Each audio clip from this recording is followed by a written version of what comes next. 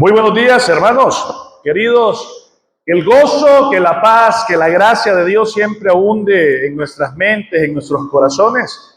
Y estamos muy contentos de poder estar reunidos en este primer día de la semana, en un culto que es uno de, podría decirse, de mis cultos preferidos. Y hay una celebración a la cual más anhelo estar presente, es a la celebración de la resurrección de Cristo. Poder estar bien de mañana con el cuerpo de Cristo, con la iglesia, alabando, celebrando su nombre, es una dicha y es un placer tremendo, mis hermanos. Quiero invitarles a que abran sus Biblias en Lucas capítulo 24. Vamos a empezar leyendo esta porción de la Biblia que trata acerca de ese primer día de la semana hace ya muchísimo tiempo. Y lo leemos de manera antifonal. Voy a empezar yo y nos unimos en el 6, pero hasta la primera parte. Leamos. El primer día de la semana, muy de mañana, vinieron al sepulcro trayendo las especies aromáticas que habían preparado y algunas otras mujeres con ellas. Y entrando, no hallaron el cuerpo del Señor Jesús.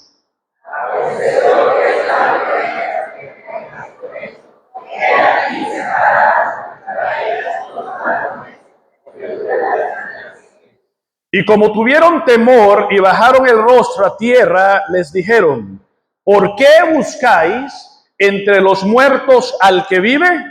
Todos. No está aquí, sino que ha resucitado. Vamos a orar.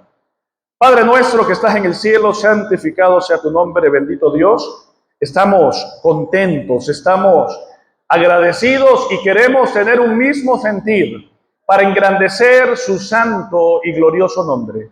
Gracias, Señor, por ser un Dios poderoso, un Dios presente, el que está haciendo en nuestras vidas tales obras que son siempre perfectas para nuestro bien. Nosotros celebramos, Señor, toda su gracia, toda su bondad, toda la fidelidad y misericordia. Celebramos el cumplimiento de su palabra, de sus promesas que son eternas. Estamos agradecidos, Señor, en esta ocasión celebrando la victoria de Cristo en la cruz, la victoria de Cristo en el sepulcro. Un sepulcro que está vacío, un sepulcro que nos dice, Padre Santo, y nos revela que Jesucristo era el Hijo de Dios. Y por eso celebramos, porque Él vive, estamos seguros nosotros que también viviremos para siempre con Él. Gracias por cada uno de los que estamos acá. Bendice, Padre Santo, a cada uno de mis hermanos, cada una de las visitas que nos acompañan. Gracias por ser parte de esta celebración y ruego, Señor, que use a su siervo. Queremos engrandecer su nombre, queremos alabarlo y adorarlo, pero también queremos ser edificados en esta mañana. Bendice entonces este tiempo y que usted pueda glorificarse en todo lo que hacemos. Entonces te lo pido en el nombre de Jesús. Amén. Fueron unas mujeres las primeras que recibieron la noticia más relevante e importante que cualquier ser humano puede tener. Vos me decís, no, la noticia más linda fue que mi hijo nació, o que salió bien de la operación tal persona, o que por fin me gradué. No, la gran noticia que se está anunciando en el pasaje que acabamos de leer se encuentra en el versículo 6. Cuando los ángeles le dicen a esas mujeres: miren, no está aquí, ha resucitado. Unas noticias, mis hermanos, que sirvieron para dar a conocer que Jesús verdaderamente era el Hijo de Dios. Y lo interesante es que estas mujeres, con la mejor intención del mundo, se levantaron muy temprano de mañana. Habían preparado todas las especies desde el día viernes por la noche. No podían irlo a hacer el sábado, porque era el día de reposo para los judíos. Y se prepararon para ir muy de mañana el día domingo. Y hago un paréntesis y el contraste. Qué difícil para nosotros despertarnos temprano y estar a las 6 de la mañana acá, ¿verdad? Estas mujeres estaban con toda la disposición, con todo el amor de ir a servir a un Cristo muerto. Ellas, cuando fueron y prepararon esas especies, eran para aromatizar ese cuerpo que tendría que estar en descomposición. Ellas no iban o no esperaban que Jesús resucitara, pero ellos tenían el deseo en su corazón de ir y preparar esas especies para su maestro, a quien amaban grandemente.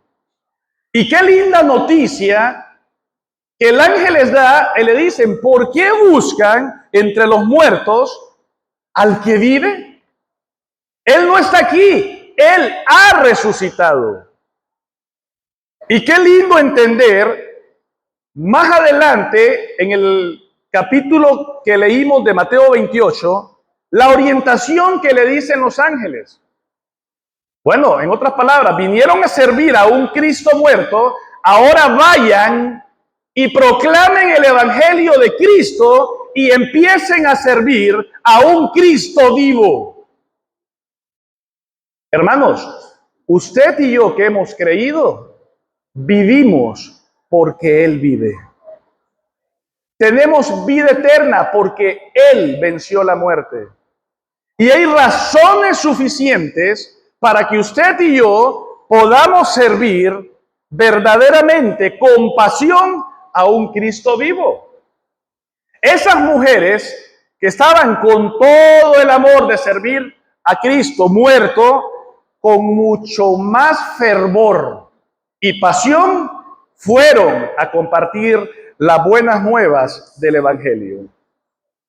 Sin embargo, mis hermanos, hoy en día hay gran cantidad de personas que niegan a Cristo. Hay una gran cantidad de personas que no creen que Jesús haya resucitado. Están de acuerdo que Jesús nació. De hecho, el calendario así lo dice. Están de acuerdo que Jesucristo lo llevaron a la cruz y lo crucificaron, porque hay evidencia de esto. Pero niegan la resurrección de Cristo. No pueden concebir que realmente Jesús haya resucitado. Pero usted y yo creemos en el testimonio vivo de las personas que vieron con sus ojos, oyeron con sus oídos al Rey de Reyes que habitó en esta tierra. Vieron a ese Cristo clavado en la cruz. Posteriormente observaron cómo a Cristo lo metieron en la sepultura. Y después, durante 40 días, Jesús apareciéndosele a estas personas para que comprobaran que Él había resucitado. Y no solamente fue porque se lo comunicaron a ellos. Ellos palparon con sus propias manos a ese Cristo resucitado, para que se convencieran de que realmente Él había vencido la muerte. El mismo Tomás estaba incrédulo. Tomás, después de que sus compañeros de milicia, que ya habían visto a Cristo, le decían: Cristo resucitó. No, hasta que yo no meta mi mano en su costado, hasta que no vea sus manos, yo no voy a creer. Pero ese Tomás también fue confrontado y Cristo se le aparece para que él lo pudiera palpar, para que él lo pudiera mirar y oír que realmente había resucitado. Estas personas completamente se identificaron y entendieron la verdad del Evangelio, que era un Evangelio vivo. Y de esto Pablo también da evidencia. Pablo da evidencia que Cristo, mis hermanos, está vivo. Cuando nosotros nos vamos a 1 Corintios 15, del verso 1 al 9, ahí nos declara algo interesante Pablo, y dice: además os declaro, hermanos, el evangelio que os he predicado, el cual también recibisteis, en el cual también perseveráis, por el cual asimismo, si retenéis la palabra que os he predicado, sois salvos, si no creísteis en vano. Porque primeramente os he enseñado lo que asimismo, dice Pablo, recibí de Cristo. Que Cristo murió por nuestros pecados conforme a las Escrituras, que fue sepultado y que resucitó conforme a las Escrituras. Y mira el detalle de personas que ponen en evidencia Pablo para que atestiguen de que Cristo está vivo. Después dice, apareció a Cefas, que es Pedro. Después a los 12, no solamente a Cefas, no solamente a Pedro, sino a todos los apóstoles. También a más de 500 hermanos a la vez, de los cuales, dice, muchos viven aún y otros ya duermen. Después se le apareció a Jacobo, hermano de Jesús. Y después a los apóstoles. Y al último de todos, como a un abortivo, me apareció a mí, dice Pablo. Porque yo soy el más pequeño de los apóstoles, que no soy digno de ser llamado apóstol, porque perseguí a la iglesia. En otras palabras, les está diciendo Pablo a los corintios: Cristo, hermanos, está vivo. Porque había muchas personas en la iglesia de los corintios que estaban empezando a dudar que Cristo hubiese resucitado. Y le dice Pablo: no, señores, hay una nube de testigos que vieron, oyeron y palparon a Cristo. En otras palabras, muchos ya murieron, pero muchos están vivos. Si no me crees, a mí, le dice Pablo, vaya y pregúntele a más de esas 500 personas que a Cristo se le apareció. Servimos a un Dios vivo. Pero hay una pregunta hoy en día que se puede hacer interesante contestarla. Porque hay bastantes personas que niegan la resurrección de Cristo, y lo que dice o te dicen y te confrontan es de la siguiente manera: si Cristo está vivo, ¿por qué no viene acá y se presenta? Si Cristo realmente está vivo, ¿a dónde está? Hermanos, la Biblia nos revela a dónde está Cristo. De hecho, recordemos que en el libro de los Hechos, en el capítulo 1, después de la resurrección y después de que el Señor se había aparecido durante 40 días a diferentes personas para darles pruebas veraces de que Él estaba vivo, de que había resucitado, y a haber compartido acerca de los misterios del reino, dice que se reunió en una colina y empezó a ascender a las nubes. Ascendió y lo vieron una multitud de testigos, como él fue en una nube hacia arriba, y los ángeles le dijeron. Y habiendo dicho estas cosas, viéndole ellos, fue alzado y le recibió una nube que le ocultó de sus ojos. Cristo ascendió al cielo. ¿En dónde está Cristo hoy? Está sentado a la diestra del Padre. Y así lo revela el libro de Hebreos. Pero Cristo, habiendo ofrecido una vez para siempre un solo sacrificio de los pecados, se ha sentado a la diestra del Padre.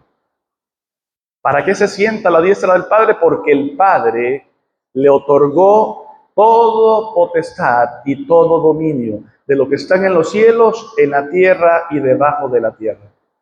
Pero no solamente está reinando, Él está intercediendo por cada uno de los creyentes. Dice Hebreos 7:25, por lo cual puede también salvar perpetuamente a los que a Él se acercan, viviendo siempre para interceder por ellos. Cristo está sentado a la diestra del Padre y está intercediendo por cada uno de nosotros. Esto habla, mis hermanos, de ese sacerdocio inmutable del Señor Jesucristo. Siendo una de las acciones más importantes, estar intercediendo por nosotros para perdón y limpieza de nuestros pecados. Todo el que viene a Cristo a confesar su pecado, Él lo perdona y lo limpia de toda maldad. Pero además de estar sentado a la diestra del Padre, de estar intercediendo por nosotros, Cristo también dio una promesa a sus discípulos. Y les dijo, voy pues a preparar lugar para vosotros, para que estéis para siempre conmigo.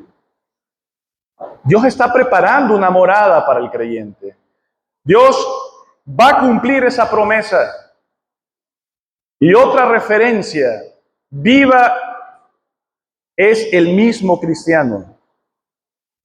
También a través de su Santo Espíritu, Cristo vive en el creyente.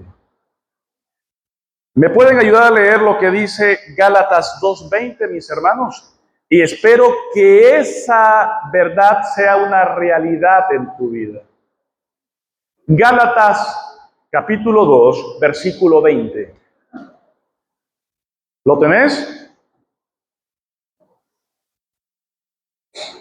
Lo leemos todos. Si lo sabes, declamalo. Con Cristo estoy juntamente crucificado y ya no vivo yo, mas vive Cristo en mí. Y lo que ahora vivo en la carne, lo vivo en la fe del Hijo de Dios, el cual me amó y se entregó a sí mismo por mí. ¿En dónde vive Cristo? En mí, en la vida del creyente. Nosotros, los creyentes, somos testimonios vivos de que Cristo ha resucitado y vive en nosotros. Amén. Entonces la Biblia nos declara de manera muy clara en dónde se encuentra Cristo actualmente. Sin embargo, hay una promesa que me dice que el retorno del Rey de Gloria es inminente. Los mismos ángeles, en el libro de Hechos, una vez que vieron los discípulos irse a Cristo, les dijo lo siguiente: y estando ellos con los ojos puestos en el cielo, entre tanto que él se iba, he aquí se pusieron junto a ellos dos varones, como de vestiduras blancas, los cuales también le dijeron: varones galileos, ¿por qué estáis mirando al cielo? Este mismo Jesús que ha sido tomado de vosotros al cielo, así vendrá como le habéis visto ir al cielo. Hermanos, hay una promesa preciosa para el creyente. Es que Cristo vuelve por su iglesia. Y vuelve con poder, vuelve con gloria, vuelve para instalar un reino milenial como nunca antes lo hemos visto. Pero el problema, mis hermanos, de la iglesia hoy en día, ¿sabes cuál es? El problema de hoy en día de la iglesia es que no está viviendo, anhelando el retorno de su rey. Muchos en la iglesia, lamentablemente, no viven en base a esta realidad, el inminente retorno de Cristo. Muchos están viviendo sumergidos en afanes, en vanidad, en contienda, en vanagloria, y lamentablemente muchos en pecado, porque están viviendo una vida tan ligera como que esa promesa que hizo Cristo no sea cierta. Pero qué vergüenza va a ser para nosotros si Cristo viene hoy y nos encuentre haciendo cualquier otra cosa que no sea agradarlo a Él en todo lo que hagamos. Hermanos, mientras Cristo vuelve, usted y yo debemos de vivir de victoria en victoria. Porque la victoria de Cristo en la cruz del Calvario, la victoria de Cristo en la tumba es la victoria del creyente. Amén. Y Dios no quiere que usted, mi hermano, ni yo vivamos derrotados por nuestro enemigo. Vivamos sumergidos en pecado.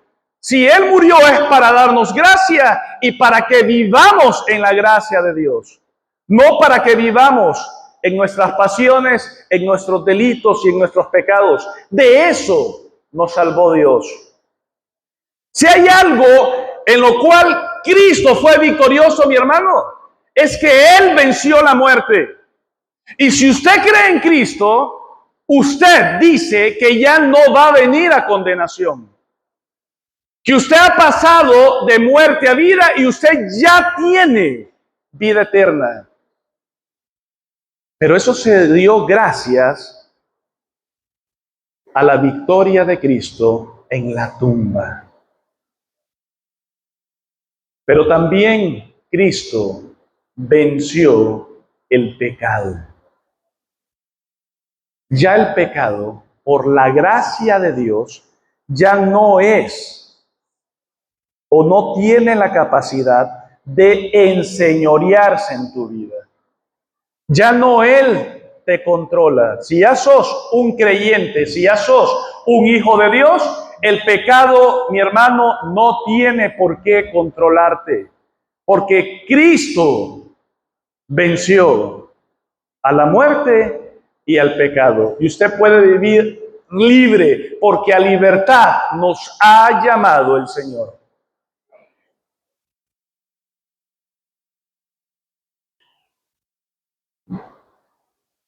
Quiero llevarte a 1 Corintios 15, del 55 al 58, solamente para soportar esto que te acabo de decir. Y oí qué lindas esas palabras del apóstol Pablo. 1 Corintios 15, del 55 al 58, y dice así: ¿dónde está, oh muerte, tu aguijón? ¿Dónde, oh sepulcro, tu victoria?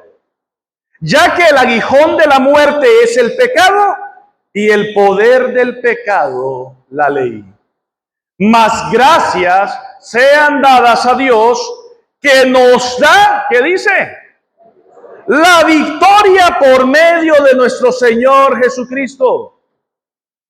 Si usted y yo, como creyentes, como hijos de Dios, ya tenemos la victoria, ¿qué nos queda por hacer?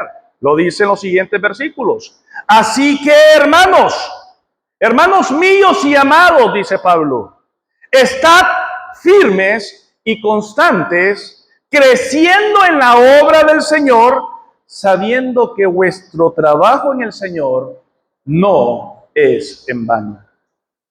Jesucristo resucitó y vive. Venció la muerte, venció el pecado. Y lo venció para que usted tuviera el poder en su victoria para poder estar firmes y constantes. Y siguiendo con un crecimiento hasta alcanzar la estatura de Cristo. Jóvenes que se bautizan. Están empezando su vida cristiana. Y el propósito, como hemos venido enseñando, es que ustedes continúen creciendo en el conocimiento de Cristo. Que se aferren a la gracia de Dios y vivan en fe, vivan aferrados al Espíritu Santo. Oyendo la exhortación de su palabra y cambiando cualquier comportamiento que no sea el que Dios nos pide que tengamos. Nuestro camino muchas veces está lleno de dolor y heridas, de desilusiones y desánimos. Pero hermanos, no caminamos solos. Caminamos con Cristo porque Él vive. Amén. Concluyamos.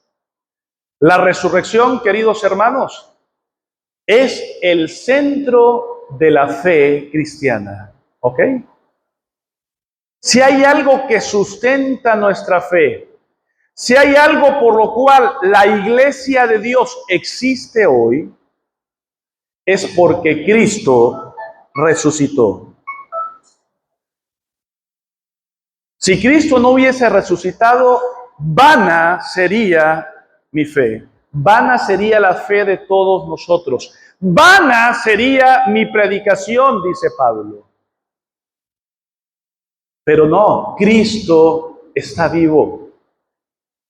Y porque esos hermanos que vieron a Cristo, que lo palparon y se convencieron de que estaba vivo, por esa verdad, ellos se vaciaron totalmente para entregar sus vidas para que el Evangelio continuara siendo predicado. Y todas esas personas no era porque estaban convencidos o porque estaban locos. ¿Qué persona en su sano juicio va a permanecer firmes y constantes hasta la muerte si eso que ellos creían no fuese una verdad? Ninguno. Pero todos ellos se permanecieron firmes y constantes y compartiendo el Evangelio de gracia de nuestro Señor Jesucristo. Solo te quiero hacer algo para que reflexionemos en esta mañana. ¿Está nuestra fe fundada en la muerte, en la sepultura y en la resurrección de Cristo? Vos sos de los pocos que creen que Cristo murió derramando su sangre para redimir tu pecado y librarte de la condenación del infierno, pero que ese Cristo fue sepultado y al tercer día resucitó.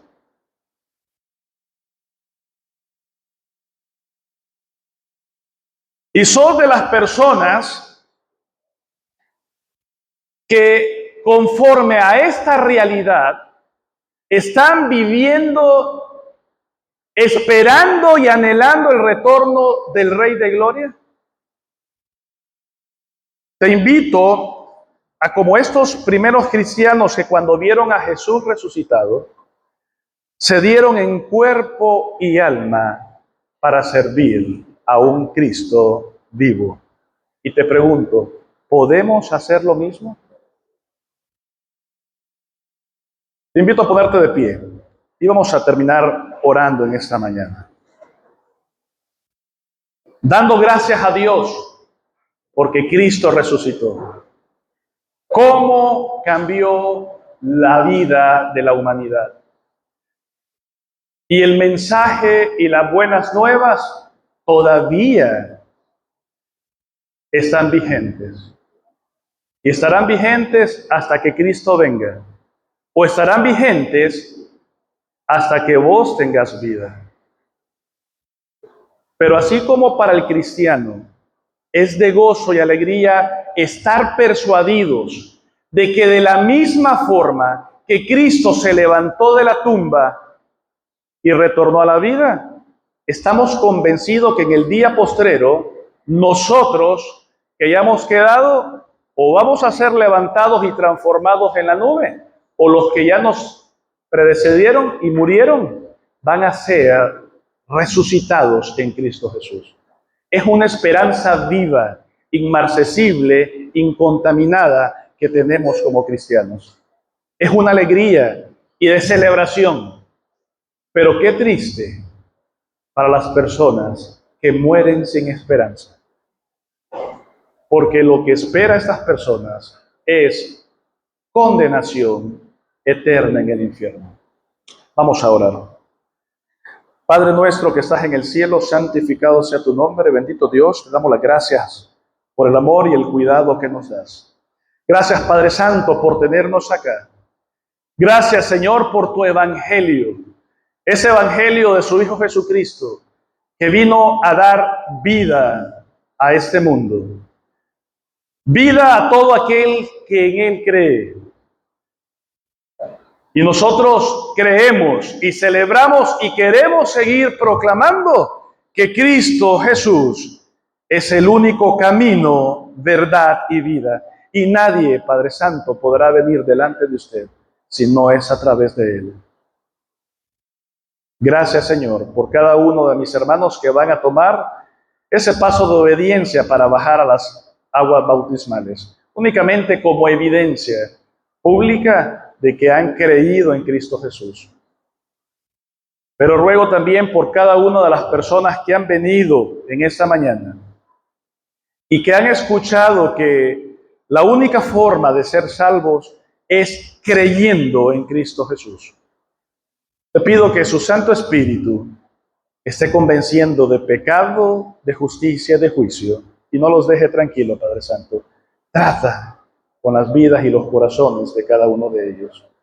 Y permítenos a este pueblo seguir celebrando, Padre Santo, al Cristo vivo, al cual servimos. Todo esto te lo pido en el nombre de Jesús. Amén. Se pueden sentar, mis hermanos.